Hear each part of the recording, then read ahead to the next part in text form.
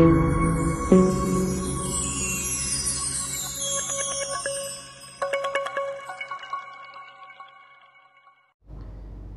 सत्कारयोग सतगुरां दी साजी निवाजी गुरु रूप प्यारी गुरु सवारी साध संगत जी, आप सारियां संगतां नितनेम कर्म अनुसार गुरु दरबार दीयां हाजरियां भर के जन्म नूं सफलियां करन दे यतन करदे हां कि ऐ परमेश्वर जो भी तुहाडे वल्लों ये जीवन मिलिया है,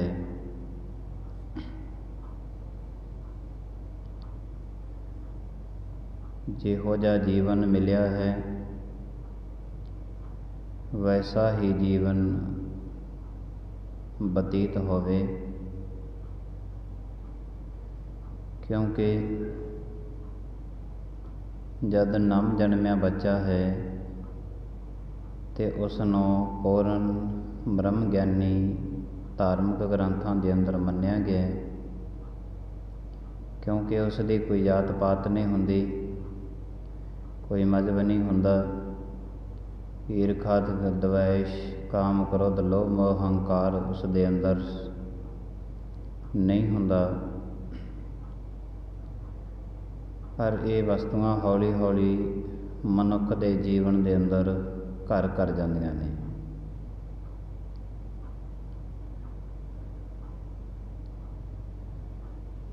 जिस माँ और बाप ते परमात्मा की बख्शिश है, वो माँ बाप बचपन तो ही अपने बच्चों नूं गुरबाणी दे लड़ लाउंदे ने, तां कि ये जिन्नियां भी काम है, क्रोध है, आसा तृष्णा लोभ मोह अहंकार, ये जिहड़ियां वस्तुआं पैदा हुंदियां ने मनुख दे अंदर, ये मनुखता दे अंदर पैदा ही ना होण। इसे लई सियाणे माँ बाप बचपन दे विच अपने बच्चों नूं गुरबाणी दे लड़ लाउंदे ने कि आउण वाले जिंदगी दे विच दुख ने जिहड़े, उन्हां दे दुखां दे नाल टकराउण दी समर्था जिहड़ी है इन्हां बच्चों दे विच पैदा होवे। जे दुखां दे नाल टकराउण की समर्था बंदे कोल नहीं है, अक्सर फिर मनुख की करदा, थोड़ा जिहा दुख आया उन्होंने झल नहीं सकता,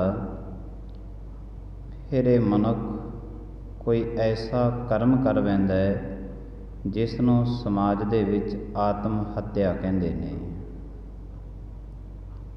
दुख दे नाल टकराया नहीं गया,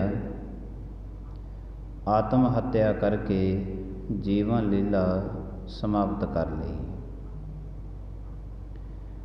अमृत वेले दे जिहड़े परमेश्वर दे नाल गुरमुख प्राणी जन जुड़दे ने, उन्हां दे भी दुखां दे नाल टकराउण दी समर्था सील संयम ये वस्तुआं मनुख दे अंदर पैदा होंदियां ने। दुनिया दे विच हर एक चीज़ का शहर है, बाजार है, कस्बे ने। जो चीज़ मन चाहे दुनियादारी दे विचों खरीद सकता है,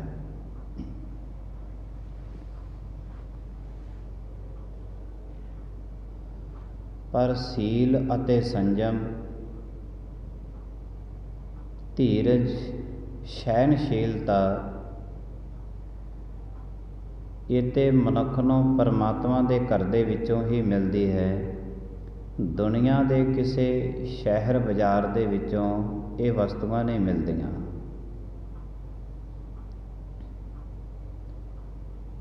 ਤੇ ਜੇ ਮਨੁੱਖ ਨੂੰ ਸਹਿਜ ਸੀਲ ਸੰਜਮ ਸਹਿਣਸ਼ੀਲਤਾ ਹਜੇ ਤੱਕ ਪ੍ਰਾਪਤ ਨਹੀਂ ਹੋਈ, ਹਜੇ ਤੱਕ ਵੀ ਜਿਹੜੀ ਤ੍ਰਿਸ਼ਨਾ ਹੈ ਮਨੁੱਖ ਨੂੰ ਬੜਾ ਦੌੜਾ ਰਹੀ ਹੈ, ਕ੍ਰੋਧ ਮਨੁੱਖ ਨੂੰ ਬੜਾ ਸਤਾ ਰਿਹਾ ਹੈ, ਤਾਂ ਸਮਝ ਲੈਣਾ ਕਿ ਹਜੇ ਤੱਕ ਗੁਰਬਾਣੀ ਦੇ ਬਿਲਕੁਲ ਵੀ ਮਨੁੱਖ ਨਜ਼ਦੀਕ ਨਹੀਂ ਗਿਆ।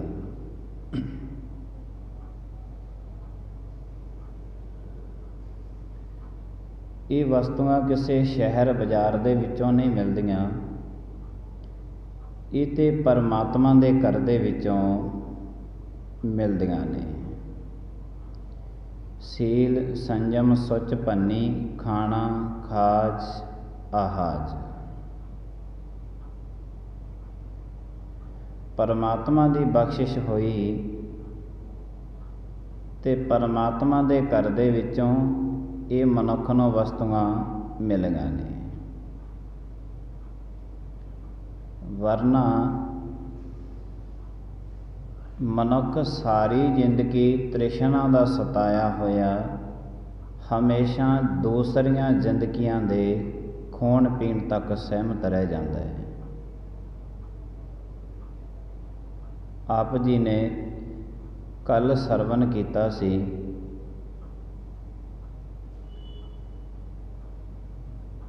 ਕਿ ਬਿਲਕੁਲ ਹੀ ਖਾਣ ਪੀਣ ਤੱਕ ਸਹਿਮਤ ਰਹਿਣਾ।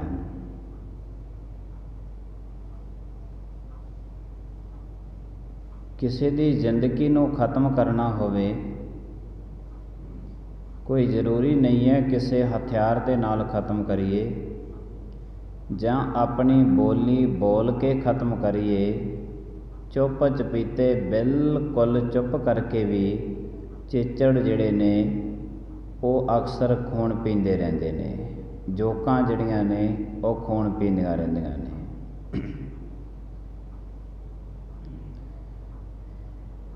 ਇਹ ਬਿਲਕੁਲ ਵੀ ਖੜਾਕ ਨਹੀਂ ਕਰਦੇ,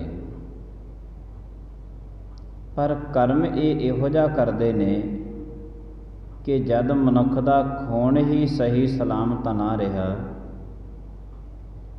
ਤੇ ਫਿਰ ਐਸੇ ਮਨੁੱਖ ਦੀ ਜਿਹੜੀ ਜ਼ਿੰਦਗੀ ਹੈ ਇਹ ਕੋਈ ਬਹੁਤੀ ਲਾਹੇਵੰਦ ਜ਼ਿੰਦਗੀ ਨਹੀਂ ਹੋਵੇਗੀ।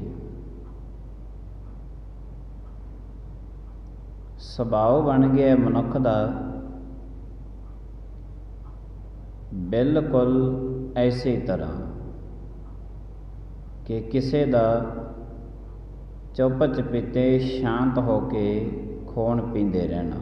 ਕਿਉਂਕਿ ਪੁਰਾਣੇ ਜ਼ਮਾਨਿਆਂ ਦੇ ਵਿੱਚ ਜਿਹੜੇ ਚੌਪਾਏ ਹਿੰਸਕ ਜਾਨਵਰ ਨੇ, ਸ਼ੇਰ ਹੈ, ਚੀਤਾ ਹੈ, ਇਤਿਆਦਿਕ ਜੰਗਲੀ ਜਾਨਵਰ ਨੇ, ਮਨੁੱਖ ਇਹਨਾਂ ਤੋਂ ਬਚਣ ਦਾ ਮਾਰਾ ਰਸਤਿਆਂ ਦੇ ਵਿੱਚ ਰਾਤ ਨੂੰ ਅੱਗ ਬਾਲ ਕੇ ਉਹਦੇ ਕੋਲੇ ਬੈਠੇ ਰਹਿੰਦੇ ਸਨ। ਕਿਉਂਕਿ ਅੱਗ ਬਲਦੀ ਦੇਖ ਕੇ ਇਹ ਚੌਪਾਏ ਜੰਗਲ ਦੇ ਜਿਹੜੇ ਜਾਨਵਰ ਸਨ ਇਹ ਸਾਰੇ ਦੇ ਸਾਰੇ ਨੇੜੇ ਨਹੀਂ ਆਉਂਦੇ ਸਨ। ਤੇ ਜਿੰਨੇ ਉਦਮ ਉਪਰਾਲੇ ਪੁਰਾਣੇ ਜ਼ਮਾਨਿਆਂ ਦੇ ਵਿੱਚ ਕੀਤੇ ਜਾਂਦੇ ਸਨ ਬਚਾਓ ਦੇ, ਉਹ ਚੌਪਾਏ ਚਾਰ ਪੈਰਾਂ ਵਾਲੇ ਜਾਨਵਰਾਂ ਤੋਂ ਹੀ ਬਚਾ ਕੀਤੇ ਜਾਂਦੇ ਸਨ।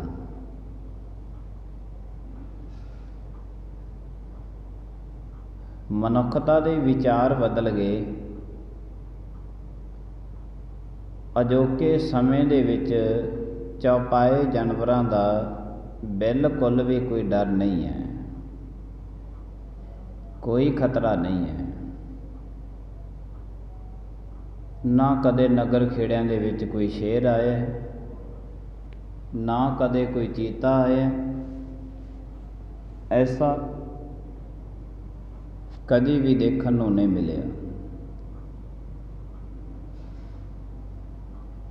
ਪਰ ਮਨੁੱਖ ਨੂੰ ਹੀ ਮਨੁੱਖ ਜਿਹੜਾ ਹੈ ਉਹ ਖਤਮ ਕਰਨ ਤੇ ਤੁਲਿਆ ਹੋਇਆ ਹੈ।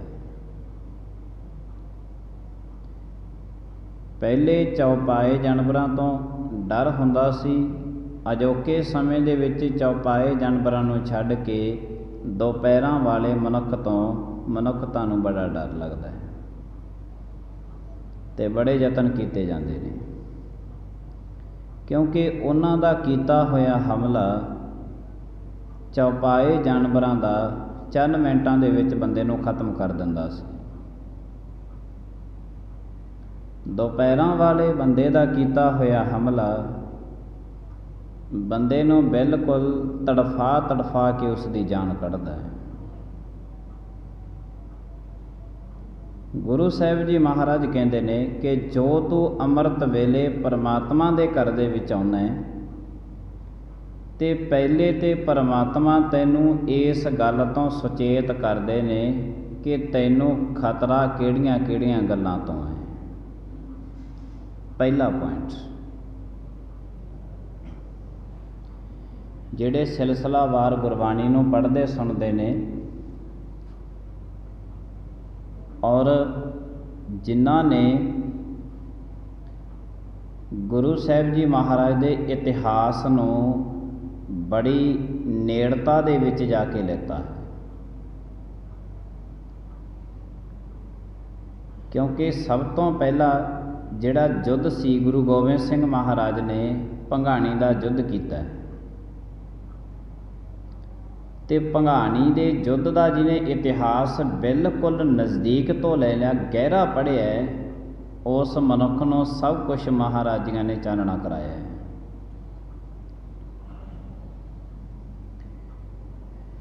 ਜਿਹੜੇ ਮਨੁੱਖ ਪਰਮਾਤਮਾ ਦੇ ਘਰ ਨੂੰ, ਇਤਿਹਾਸ ਨੂੰ ਅਤੇ ਗੁਰਬਾਣੀ ਨੂੰ ਬੜੀ ਨੇੜਤਾ ਤੋਂ ਲੈਂਦੇ ਨੇ, ਉਹਨਾਂ ਨੂੰ ਸਤਿਗੁਰੂ ਮਹਾਰਾਜ ਜੀ ਸਾਰੇ ਦੇ ਸਾਰੇ ਖਤਰਿਆਂ ਤੋਂ ਸੁਚੇਤ ਕਰਦੇ ਨੇ।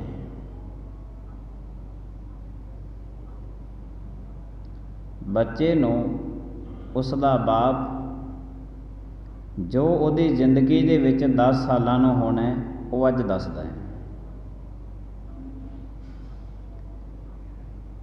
ਤੂੰ ਮੇਰਾ ਪਿਤਾ, ਤੂੰ ਹੈ ਮੇਰਾ ਮਾਤਾ, ਤੂੰ ਮੇਰਾ ਬੰਧਵ, ਤੂੰ ਮੇਰਾ ਭਰਾਤਾ।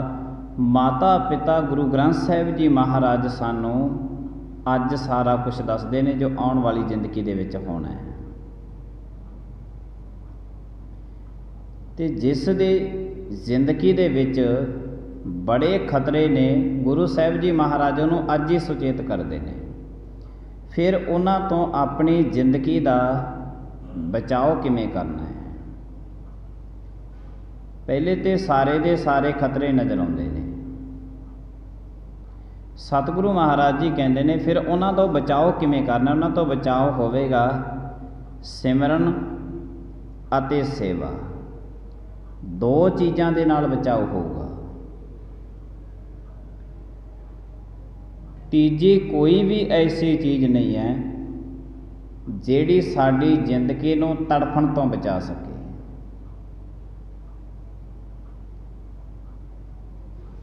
ਸਤਿਗੁਰੂ ਕੀ ਸੇਵਾ ਸਫਲ ਹੈ ਜੇ ਕੋ ਕਰੇ ਚਿਤ ਲਾਏ, ਮਨ ਚਿੰਦਿਆ ਫਲ ਪਾਵਨਾ ਹਉਮੈ ਵਿੱਚੋਂ ਜਾਏ।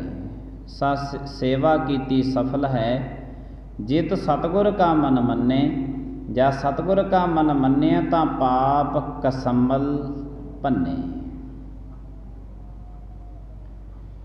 ਸੇਵਾ ਕੀਤੀ ਉਸੇ ਦੀ ਸਫਲੀ ਹੋ ਸਕਦੀ ਹੈ ਜਿਹਨੇ ਸਤਿਗੁਰਾਂ ਦੇ ਹੁਕਮ ਨੂੰ ਮੰਨਿਆ। ਗੁਰੂ ਗ੍ਰੰਥ ਸਾਹਿਬ ਜੀ ਮਹਾਰਾਜ ਜੀਆਂ ਦੇ ਵਿੱਚ ਜੋ ਸਤਿਗੁਰਾਂ ਨੇ ਹੁਕਮ ਕੀਤਾ, ਸੇਵਾ ਕੀਤੀ ਸਫਲ ਹੈ ਜਿਤ ਸਤਿਗੁਰ ਕਾ ਮਨ ਮੰਨੇ।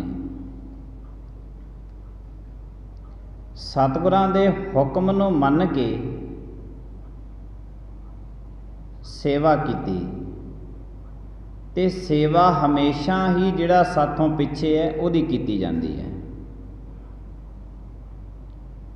ਸਿਮਰਨ ਉਸ ਦਾ ਕੀਤਾ ਜਾਂਦਾ ਜੋ ਸਾਥੋਂ ਅਗਾਹਾਂ ਨੇ।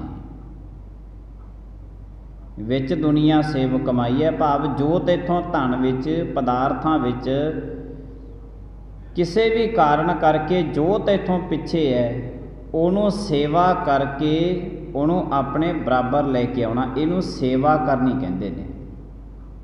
ਜੋ ਸਾਥੋਂ ਪਿੱਛੇ ਹੈ ਮਨੁੱਖ ਦੀ ਫਿਦਰਤ ਬਣੀ ਹੋਈ ਹੈ ਕਿ ਜਿਹੜਾ ਮੈਥੋਂ ਪਿੱਛੇ ਹੈ ਉਹ ਕਿਤੇ ਮੇਰੇ ਬਰਾਬਰ ਨਾ ਆ ਜੇ, ਉਹ ਕਿਤੇ ਮੇਰੇ ਬਰਾਬਰ ਨਾ ਆ ਜੇ। ਇਹ ਤਾਂ ਕੁਦਰਤ ਦੇ ਨਿਯਮ ਨੇ। ਜੇ ਕਦੇ ਕੁਦਰਤ ਦੇ ਨਿਯਮ ਨਾ ਹੁੰਦੇ ਤੇ ਬੱਚੇ ਨੂੰ ਕਿਸੇ ਨੇ ਜਵਾਨ ਹੋਣ ਨਹੀਂ ਦੇਣਾ ਸੀ। ਬੱਚਿਆਂ ਨੂੰ ਕਿਸੇ ਨੇ ਜਵਾਨ ਨਹੀਂ ਹੋਣ ਦੇਣਾ ਸੀ ਜੇ ਕੁਦਰਤੀ ਨਿਯਮਾਂ ਦੇ ਵਿੱਚ ਅਕਾਲ ਪੁਰਖ ਨੇ ਹੁਕਮ ਨਾ ਕੀਤਾ ਹੁੰਦਾ ਤਾਂ। ਕਿਉਂਕਿ ਜਿਹੜਾ ਪਿੱਛੇ ਰਹਿ ਗਿਆ ਉਹ ਮਨੁੱਖ ਚਾਹੁੰਦਾ ਕਿ ਪਿੱਛੇ ਰਵੇ, ਇਹ ਕਦੇ ਵੀ ਮੇਰੇ ਬਰਾਬਰ ਨਾ ਆਵੇ। ਕਿਉਂਕਿ ਜੇ ਇਹ ਮੇਰੇ ਬਰਾਬਰ ਆਇਆ ਤੇ ਇਹ ਮੇਰੇ ਜੈਸਾ ਹੀ ਬਣ ਜਾਵੇਗਾ। ਤੇ ਸਤਿਗੁਰੂ ਮਹਾਰਾਜ ਜੀ ਤੇ ਕਹਿੰਦੇ ਨੇ ਇਹ ਮੇਰੇ ਜੈਸਾ ਬਣ ਜਾਊਗਾ, ਮੇਰੀ ਹੀ ਇਹ ਜਗ੍ਹਾ ਲੈ ਜਾਊਗਾ। ਮਨੁੱਖ ਦੀ ਫਿਤਰਤ ਹੈ ਕਿ ਜੇ ਮੈਂ ਮੇਰੇ ਤੋਂ ਪਿਛਾਂ ਵਾਲੇ ਦੀ ਸੇਵਾ ਕੀਤੀ, ਉਹਨੂੰ ਮੇਰੇ ਬਰਾਬਰ ਲਿਆਂਦਾ, ਉਹ ਮੇਰੀ ਜਗ੍ਹਾ ਨਾ ਲੈ ਜੇ। ਇਸ ਗੱਲੋਂ ਮਨੁੱਖ ਡਰਦਾ ਹੈ। ਪਰ ਧੰਨ ਸੀ ਉਹ ਗੁਰੂ ਗੋਬਿੰਦ ਸਿੰਘ ਜੀ ਮਹਾਰਾਜ, ਜਿਨ੍ਹਾਂ ਨੇ ਕਿਸੇ ਦੀ ਜਾਤ ਪਾਤ ਦੇਖੇ ਤੋਂ ਬਿਨਾਂ ਆਪਣੇ ਬਰਾਬਰ ਲੈ ਕੇ ਆਂਦਾ। ਕੱਲਾ ਆਪਣੇ ਬਰਾਬਰ ਲੈ ਕੇ ਨਹੀਂ ਆਂਦਾ, ਗੁਰੂ ਗੋਬਿੰਦ ਸਿੰਘ ਮਹਾਰਾਜ ਨੇ ਸਾਰਾ ਕੁਝ ਹੀ ਉਹਨੂੰ ਸੌਂਪ ਦਿੱਤਾ। ਸਾਰਾ ਕੁਝ ਹੀ ਗੁਰੂ ਗੋਬਿੰਦ ਸਿੰਘ ਮਹਾਰਾਜ ਜੀ ਨੇ ਸੌਂਪ ਦਿੱਤਾ। ਆਪਣਾ ਬਾਣਾ ਵੀ ਸੌਂਪ ਦਿੱਤਾ, ਸਾਰੇ ਦਾ ਸਾਰਾ ਸਰਬੰਸ ਵੀ ਉਹਦੇ ਸਿਰ ਉੱਤੋਂ ਦੀ ਕੁਰਬਾਨ ਕਰ ਦਿੱਤਾ ਕਿ ਜੋ ਪਿੱਛੇ ਹੈ ਉਹਨੂੰ ਆਪਣੇ ਬਰਾਬਰ ਲੈ ਕੇ ਆਉਣਾ, ਉਹਦੀ ਸੇਵਾ ਕਰਕੇ। ਤੇ ਜੋ ਸਾਥੋਂ ਅਗਾਂਹ ਹੈ ਉਹਦਾ ਸਿਮਰਨ। ਤੇ ਹੁਕਮ ਪਰਮੇਸ਼ਰ ਦਾ ਇਹੋ ਹੀ ਹੈ, ਸੇਵਾ ਕੀਤੀ ਸਫਲ ਹੈ ਜਿਤ ਸਤਿਗੁਰ ਕਾ ਮਨ ਮੰਨੇ। ਜਿਨ੍ਹਾਂ ਨੇ ਸਤਿਗੁਰੂ ਮਹਾਰਾਜ ਜੀਆਂ ਦੇ ਹੁਕਮ ਨੂੰ ਮੰਨ ਕੇ ਆਪ ਤੋਂ ਪਿਛਾਂ ਵਾਲੇ ਬੰਦੇ ਦੀ ਸੇਵਾ ਕਰਕੇ ਉਹਨੂੰ ਆਪਣੇ ਬਰਾਬਰ ਲੈ ਕੇ ਆਂਦਾ, ਐਸੇ ਮਨੁੱਖ ਨੂੰ ਸਤਿਗੁਰੂ ਮਹਾਰਾਜ ਜੀ ਕਹਿੰਦੇ ਵਿੱਚ ਦੁਨੀਆ ਸੇਵ ਕਮਾਈ ਹੈ ਤਾਂ ਦਰਗਹਿ ਬੈਸਣ ਪਾਈ ਹੈ। ਸੇਵਾ ਦੁਨੀਆ ਦੇ ਵਿੱਚ ਕਰਨੀ ਹੈ। ਦੁਨੀਆ ਦੇ ਵਿੱਚ ਗੁਰੂ ਸਾਹਿਬ ਜੀ ਮਹਾਰਾਜ ਜੀ ਸੁਚੇਤ ਕਰਦੇ ਨੇ, ਕਹਿੰਦੇ ਤੈਨੂੰ ਉਸ ਚੌਪਾਏ ਜਾਨਵਰਾਂ ਤੋਂ ਹੁਣ ਡਰਨ ਦੀ ਲੋੜ ਨਹੀਂ ਹੈ। ਬੜਾ ਵੱਡਾ ਖਤਰਾ ਪੈਦਾ ਹੋ ਗਿਆ ਹੈ ਇਹ ਦੋ ਪੈਰਾਂ ਵਾਲੇ ਮਨੁੱਖ ਤੋਂ। ਗੁਰੂ ਸਾਹਿਬ ਜੀ ਮਹਾਰਾਜ ਜੀਆਂ ਦਾ ਜਿੰਨਾ ਹੁਕਮ ਹੈ ਮਨੁੱਖਤਾ ਵਾਸਤੇ ਕਿ ਕਿਸੇ ਵੀ ਸ਼ਹਿਰ ਬਾਜ਼ਾਰ ਦੇ ਵਿੱਚੋਂ ਤੈਨੂੰ ਸੀਲ ਅਤੇ ਸੰਜਮ ਇਹ ਤੈਨੂੰ ਕਿਸੇ ਦੁਕਾਨ ਤੋਂ ਨਹੀਂ ਮਿਲਣੇ। ਇਹ ਤੇ ਤੈਨੂੰ ਪਰਮਾਤਮਾ ਦੇ ਘਰ ਦੇ ਵਿੱਚੋਂ ਹੀ ਮਿਲਣੇ ਨੇ। ਤੇ ਪਰਮਾਤਮਾ ਨੇ, ਜਿਸ ਨੇ ਪਰਮਾਤਮਾ ਨੂੰ ਅਥਾਹ ਪਿਆਰ ਕੀਤਾ ਹੈ, ਹਰਦਈ ਮਾਤਾ ਗੁਰੂ ਗੋਬਿੰਦ ਸਿੰਘ ਜੀ ਮਹਾਰਾਜ ਜੀਆਂ ਵਾਸਤੇ ਬਸਤਰ ਬਣਾ ਕੇ ਰੱਖਦੀ ਸੀ। ਇੱਕ ਚੋਲਾ ਸਾਹਿਬ ਤਿਆਰ ਕਰ ਲਿਆ, ਗੁਰੂ ਗੋਬਿੰਦ ਸਿੰਘ ਮਹਾਰਾਜ ਨਹੀਂ ਆਏ। ਦੁਬਾਰਾ ਫਿਰ ਮਨ ਵਿੱਚ ਸੇਵਾ ਦਾ ਸ਼ੌਂਕ ਜਾਗਿਆ, ਫਿਰ ਇੱਕ ਚੋਲਾ ਸਾਹਿਬ ਮਹਾਰਾਜ ਵਾਸਤੇ ਤਿਆਰ ਕਰ ਲਿਆ, ਮਹਾਰਾਜ ਨਹੀਂ ਆਏ। ਫਿਰ ਉਸ ਮਾਤਾ ਦੇ ਮਨ ਹੀ ਮਨ ਵਿੱਚ ਇੱਕ ਸ਼ੌਂਕ ਜਾਗਿਆ ਕਿ ਗੁਰੂ ਸਾਹਿਬ ਜੀ ਮਹਾਰਾਜੀਆਂ ਵਾਸਤੇ ਚੋਲਾ ਸਾਹਿਬ ਤਿਆਰ ਕਰਨਾ ਹੈ। ਇੱਕ ਕਰਮ ਕਰਨਾ ਹੁੰਦਾ ਹੈ ਸ਼ੌਂਕ ਦੇ ਨਾਲ, ਆਨੰਦ ਦੇ ਨਾਲ। ਇੱਕ ਕੰਮ ਕਰਨਾ ਹੁੰਦਾ ਹੈ ਮਜਬੂਰੀ ਦੇ ਵੱਸ ਪੈ ਕੇ ਕਿ ਇਹ ਤੇ ਹੁਣ ਕੰਮ ਕਰਨਾ ਪਵੇਗਾ ਹੀ। ਇੱਕ ਸ਼ੌਂਕ ਨਾਲ ਕਰਮ ਕਰਨਾ, ਇੱਕ ਮਜਬੂਰੀ ਨਾਲ ਕੰਮ ਕਰਨਾ। ਇਹਨਾਂ ਦੋਨੇ ਕੰਮਾਂ ਦੇ ਵਿੱਚ ਜ਼ਮੀਨ ਅਸਮਾਨ ਦਾ ਫਰਕ ਹੈ। ਮਜਬੂਰੀ ਦੇ ਵਿੱਚ ਵਸ ਹੋ ਕੇ ਕੀਤਾ ਹੋਇਆ ਕਰਮ ਕਦੇ ਉਸ ਦੇ ਵਿੱਚੋਂ ਸੁਗੰਧੀ ਨਹੀਂ ਆਵੇਗੀ। ਸ਼ੌਂਕ ਦੇ ਨਾਲ ਜਪਿਆ ਹੋਇਆ ਪਰਮੇਸ਼ਰ ਦਾ ਨਾਮ ਜਿੱਥੇ ਵੀ ਮਨੁੱਖ ਜਾਂਦਾ ਹੈ ਆਪਣੀ ਰਸਨਾ ਤੋਂ ਸੁਗੰਧੀਆਂ ਬਣਦਾ ਤੁਰਿਆ ਜਾਂਦਾ ਹੈ। ਉਹਦੀ ਰਸਨਾ ਤੋਂ ਹਮੇਸ਼ਾ ਮਿੱਠੜੇ ਬੋਲ ਨਿਕਲਦੇ ਜਾਂਦੇ ਰਹਿੰਦੇ ਨੇ, ਜਿਹਨੇ ਸ਼ੌਂਕ ਦੇ ਨਾਲ ਪਰਮਾਤਮਾ ਦਾ ਨਾਮ ਜਪਿਆ ਹੈ। ਮਜਬੂਰੀ ਦੇ ਵਿੱਚ ਤੇ ਸਾਰੀ ਦੁਨੀਆ ਜਪਦੀ ਹੈ, ਸ਼ੌਂਕ ਦੇ ਨਾਲ ਪਰਮਾਤਮਾ ਦਾ ਨਾਮ ਜਿਨ੍ਹਾਂ ਨੇ ਜਪਿਆ ਹੈ ਉਹ ਹਮੇਸ਼ਾ ਉਹਨਾਂ ਦਾ ਜਿਹੜਾ ਜੀਵਨ ਹੈ ਸੁਗੰਧੀਆਂ ਦੇ ਨਾਲ ਭਰ ਜਾਂਦਾ ਹੈ। ਉਹ ਜਿੱਥੇ ਵੀ ਜਾਂਦਾ ਹੈ ਉਸੇ ਜਗ੍ਹਾ 'ਤੇ ਸੁਗੰਧੀਆਂ ਹੀ ਸੁਗੰਧੀਆਂ ਖਿਲਾਰ ਦਿੰਦਾ ਹੈ ਅਤੇ ਸੁਗੰਧੀਆਂ ਪੈਦਾ ਕਰਨ ਵਾਲਾ ਮਨੁੱਖ ਸਮਾਜ ਦੇ ਵਿੱਚੋਂ ਕਿਤੇ ਟਾਵੀਂ ਟਾਵੀਂ ਜ਼ਿੰਦਗੀ ਐਸੀ ਲੱਭਦੀ ਹੈ। ਚੰਦਨ ਤਰਵਰ ਬਨ ਨਹੀਂ ਸੰਤ ਨ ਪੁਰ ਪਰਮਾਹੇ।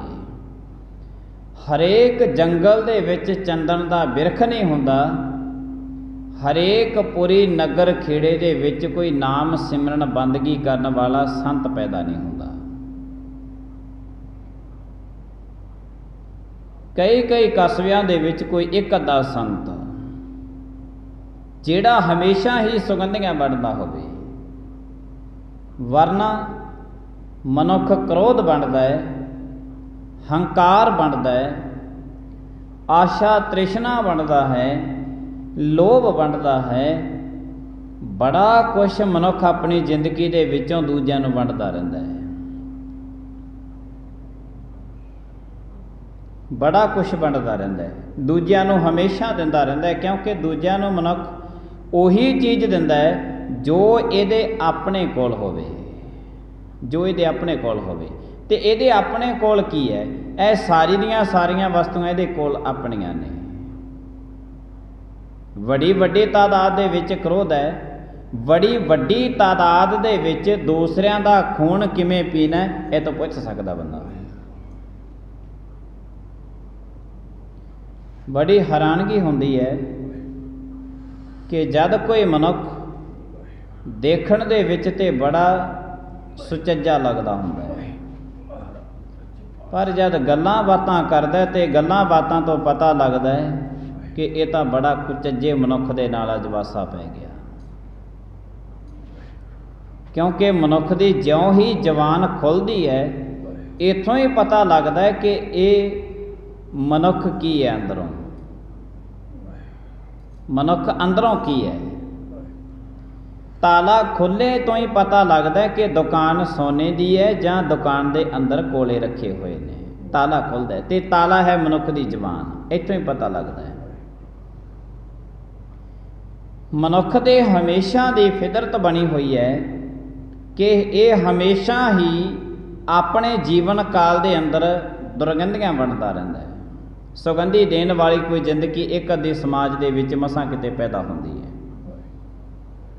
ਅਤੇ ਜੇ ਇਹੋ ਜਿਹੀ ਜ਼ਿੰਦਗੀ ਕਿਤੇ ਪੈਦਾ ਹੋ ਵੀ ਜਾਵੇ, ਪੈਦਾ ਹੋਈ ਹੋਵੇ, ਅਤੇ ਫਿਰ ਸਾਰੀ ਦੀ ਸਾਰੀ ਦੁਨੀਆ ਉਹਦੇ ਨਾਮ ਨੂੰ ਸਜਦਾ ਕਰਦੀ ਹੈ। ਕਿਉਂਕਿ ਗੁਰੂ ਸਾਹਿਬ ਜੀ ਮਹਾਰਾਜ ਜੀਆਂ ਨੇ ਕਿਹਾ, ਨਾਮ ਰਹਿਓ ਸਾਧੂ ਰਹਿਓ, ਰਹਿਓ ਗੁਰੂ ਗੋਬਿੰਦ, ਕਹੋ ਨਾਨਕ ਇਹ ਜਗਤ ਮੈਂ ਕਿਨ ਜਪਿਓ ਗੁਰਮੰਤ। ਜਿਨ੍ਹਾਂ ਨੇ ਗੁਰੂ ਦੇ ਮੰਤਰ ਨੂੰ ਜਪਿਆ ਹੋਇਆ।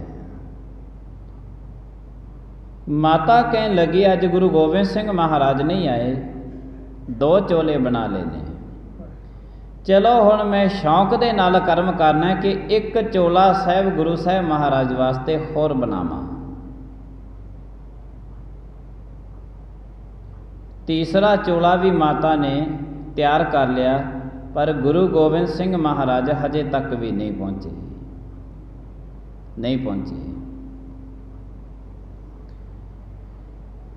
ਫਿਰ ਮਾਤਾ ਕਹਿਣ ਲੱਗੇ, ਚਲੋ ਹੁਣ ਗੁਰੂ ਸਾਹਿਬ ਜੀ ਮਹਾਰਾਜ ਵਾਸਤੇ ਕੋਈ ਚਾਦਰ 'ਤੇ ਕਢਾਈ ਕਰਦੇ ਹਾਂ, ਚਾਦਰ ਗੁਰੂ ਸਾਹਿਬ ਜੀ ਮਹਾਰਾਜ ਵਾਸਤੇ ਤਿਆਰ ਕਰਦੇ ਹਾਂ। ਕਿਉਂਕਿ ਜਿਨ੍ਹਾਂ ਦਾ ਅੰਦਰੋਂ ਪਰਮਾਤਮਾ ਦੇ ਨਾਲ ਨੇਹੋ ਹੈ, ਉਹ ਪਰਮਾਤਮਾ ਦੀ ਸਿਮਰਨ ਅਤੇ ਬੰਦਗੀ ਦੇ ਵਿੱਚ ਨਿਰੰਤਰ ਚੇਤੇ ਕਰਦੇ ਰਹਿੰਦੇ ਨੇ। ਸਿਮਰਨ ਕਰੋ, ਚੇਤੇ ਕਰੋ, ਬੰਦਗੀ ਕਰੋ, ਔਰ ਦੂਸਰਿਆਂ ਦੀ ਉਹ ਸੇਵਾ ਦੇ ਵਿੱਚ ਲੱਗੇ ਰਹਿੰਦੇ ਨੇ।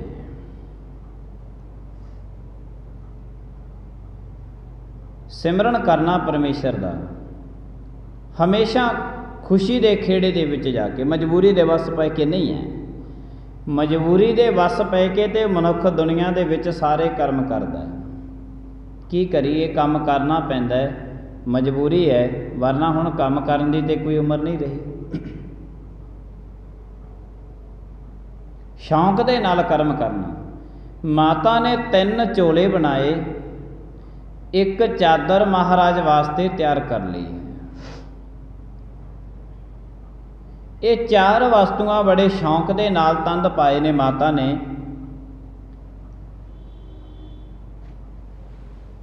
जदों ये महाराज वास्ते तैयार की ते जानी जान सतगुरु साहिब श्री गुरु गोबिंद सिंह जी महाराज, जानी जान सतगुरु महाराज जी उस माता दे नगर दे विच पहुँच गए ने।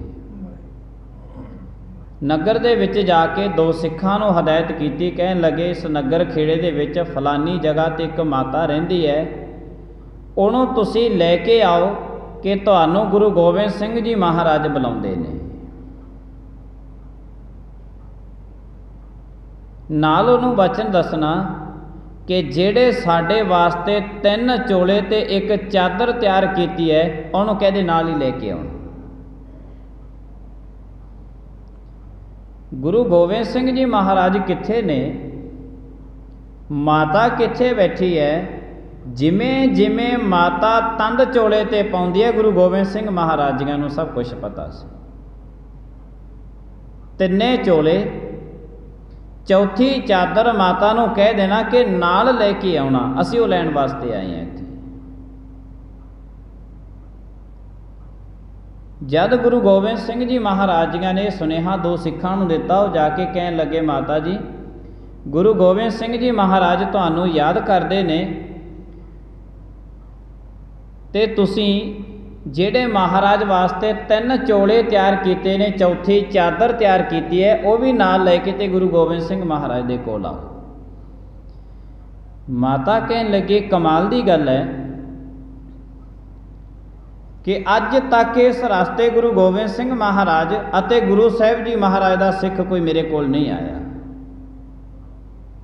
पर कमाल दी गल है कि गुरु गोबिंद सिंह महाराज जियां नूं बहुत दूर बैठिया नूं पता सी कि मैं 3 चोले ते एक चादर तैयार की है महाराज वास्ते। इन्ना कर्म ते माता पालदी सी। 3 चोले लेते माता ने, चादर लेती, उन्हां सिखां दे नाल चल पई। नाल जाके गुरु गोबिंद सिंह महाराज जी दे दर्शन दीदारे कीते। दर्शन दीदारे करके उस माता ने गुरु साहिब जी महाराज जी नूं वो 3 चोले अते चादर सी जिहड़ा वो महाराज वास्ते भेंट करती। महाराज ये मैं शौक नाल तुहाडे वास्ते बनाए ने। एक शौक हुंदा है, एक मजबूरी हुंदी है। एक शौक दे नाल वस्त्र देने ने, एक मजबूर होके वस्त्र देने भी हुण ते देने ही पैने ने। शौक दे नाल कोई किहड़े कर्म करदा बंदा, कोई भी काम बंदे कोल अजोके समय दे विच नहीं रहा जिहड़ा काम ये शौक दे नाल करदा होवे। माफ़ करना, ना तां सेवा रही है ते ना किसे कोले सिमरन रहा है। जिहड़ा कहंदा होवे भी मैं 24 घंटिਆਂ ਦੇ ਵਿੱਚੋਂ 1 घंटा अकाल पुरख महाराजियां दे चरनां विच अपने घरे बैठ के सिमरन करना ही करना है। ऐसा शौक किस भी जिंदगी दे विच नहीं रहा। ते जे जिंदगी दे विच ये शौक नहीं रहा ते बाकी दे सारे सुख, बाकी दे सारे शौक जिहड़े बंदे दे सी वो सारे दे सारे दुखों दे विच तब्दील होए पे ने। पता ही है जिंदगी एक है, एक एक जिंदगी नूं हज़ारां हज़ारां दुखों ने घेरिया होया है। जे शौक नहीं रहा तो जे आपदे घर दे विच 24 घंटिਆਂ दे विचों घंटा सिमरन नहीं कर सकते अकाल पुरख महाराज वास्ते, तो होर अकाल पुरख महाराज वास्ते की जंगा लड़ देंगे सी। इस वास्ते शौक दे नाल एक मजबूरी है, एक मजबूरी है। एक शौक दे नाल अमृत वेले उठते ने, एक मजबूर होके उठते ने। एक नूं रोगां ने सता रखिया भी वो अमृत वेले नहीं सौण दिंदे रोग। एक नूं ओदी उम्र ने सता रखिया है, 5-4 घंटिਆਂ ਦੀ नींद रह गई है उम्र की, हुण तड़के 3 वजे तो बाद इसनूं नींद नहीं आउंदी है। तो मजबूरी है, फिर तो उठना पवेगा जब नींद ही नहीं आई। मजबूरी है, एक शौक है। एक शौक दे नाल वस्त्र देने ने, एक मजबूर होके वस्त्र देने ने। मजबूर होके तो सारी दुनिया ही कर्म करती है, सारी दुनिया शौक दे नाल, पर कोई कर्म नहीं करता। मजबूर होके तो सारे दिंदे ने। मजबूर होके कौन नहीं दिंदा? कल्ले वस्त्र नहीं, सारियां चीज़ें ही दिंदे ने मजबूर होके, शौक दे नाल नहीं है। मनुख मजबूरी ते शौक, इन्हां दोने चीज़ों की अपनी जिंदगी के अंदर तुलना कर लेनी, क्योंकि अपने कोल ते समा नहीं है।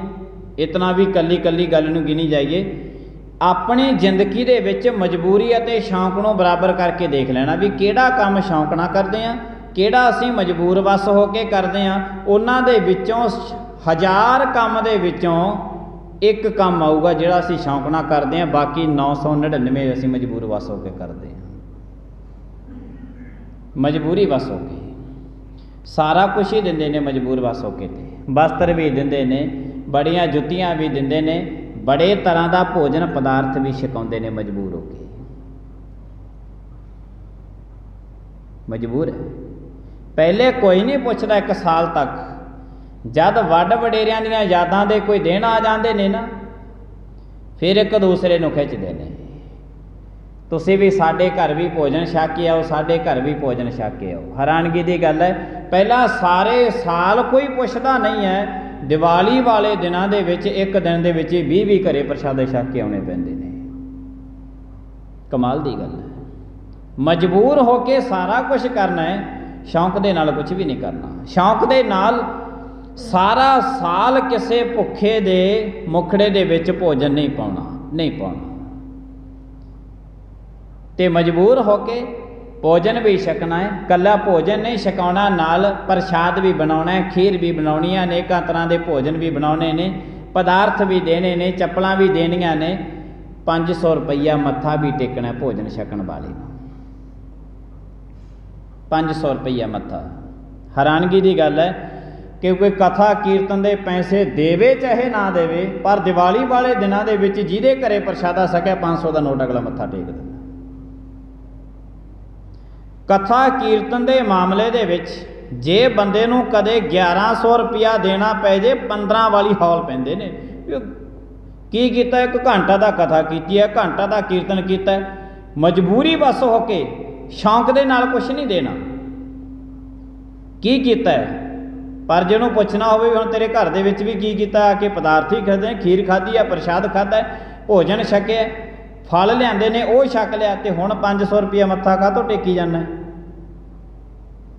उदों पैसे टेकने ने। कथा कीर्तन जदों कर लिया, सुन लिया, जे कदे देने पै जाण 4 रुपये, बड़ा बंदा भजदा है फिर भी कोई बंदा इहो जिहा मैनूं मिल जे जेड़ा बंदा जाके ये गल कहे कि हाँ कोई गल नहीं, चल तेरा ये 1100 रुपया असीं माफ़ कर दिंदे आ। बड़ा भजदा है। कमाल की गल, आप जी हैरान होंगे सुन के। कथा कीर्तन के मामले दे विच कोई 2100 रुपये तो वध नहीं दिंदा, कोई नहीं दिंदा। दिवाली वाले दिन जदों घरां दे विच भोजन पानी छकदे आ ते घट्टो घट्ट 3-4 हज़ार रुपया एक दिन का बन जाता है। करना भी कुछ नहीं, एक रोटी लेती, उहदे विचों खन्नी कीती, ਉਹ खन्नी रोटी छक ले, थोड़ी जी खीर, थोड़ा जिहा प्रसाद छकिया, तो अगला 500 रुपया मत्था टेक दिंदा, चलो जी गुरुद्वारे आ जाओ। हैरानगी की गल है। जिथे पैसा लाउणा है उत्थे लाउणा नहीं, जिथे नहीं लाउणा उत्थे लाउणा है। तो मजबूरी बस होके सारा कुछ करना है, शौक दे नाल कुछ भी नहीं करना, बिल्कुल भी कुछ नहीं करना। शौक दे नाल कदे सुचज्जे ढंग दे नाल असीं फतेह दी सांझ नहीं करनी। मजबूरी बस हो के सारे पदार्थ खवा के 500 रुपया मत्था टेक के गल दे विचों पल्लू ला के असीं पैरी हत्थ भी ला दिंदे आ, पैरां 'च भी डिग पैंदे आ, लाउंदे ने बथेरे कि जी साडे बड़ वडेरे खुश रहना। मजबूरी बस हो के सारा कुछ कर लेना है, शौक दे नाल कुछ भी नहीं करना। उंज असीं किसी कथा कीर्तन करन वाले नूं फतेह दी पूरी सांझ नहीं तैयार कर सकते भी पूरी फतेह दी सांझ ही असीं कर लईए ना, ये नहीं कर्म करना। ਉਹੀ कथा कीर्तन करन वाला ਉਹੀ शरीर ਉਹੀ मनुख जद साडे वड वडेरिਆਂ ਦੀ याद ਦੇ ਵਿੱਚ ਸਾਡੇ घर ਦਾ भोजन छकदा है फिर असीं ਉਹਦੇ पैरी हत्थ भी लाउने आ बड़े सुचज्जे ढंग दे नाल।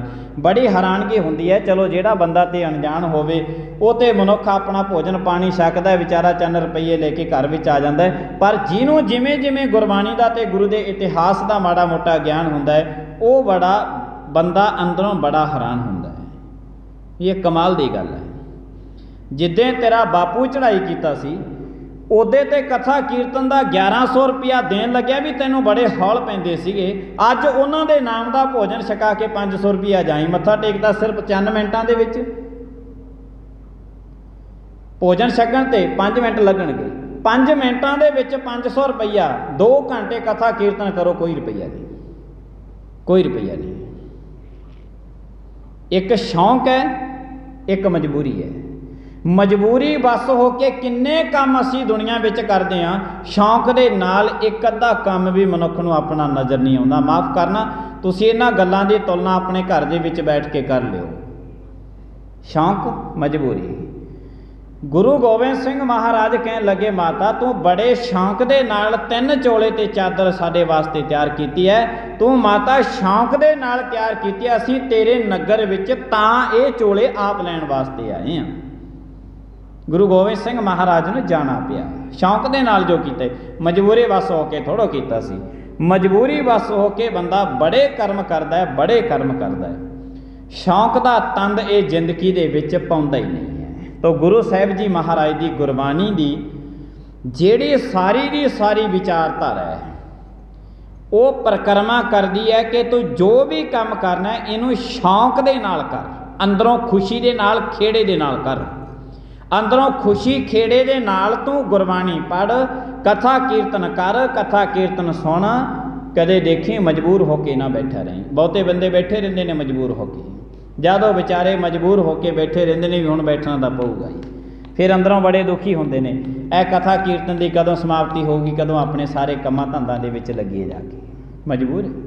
तो गुरु साहिब जी महाराज कहंदे ने मजबूरी वस होके कीता होया कर्म ਉਹਦਾ कोई फल नहीं। शौक दे नाल कीता होया कर्म इहो जिहा कर्म होऊगा कि गुरु गोबिंद सिंह महाराज खुद चल के साडे घर दे विच जाणगे। गुरु साहिब जी महाराज किरपा करन।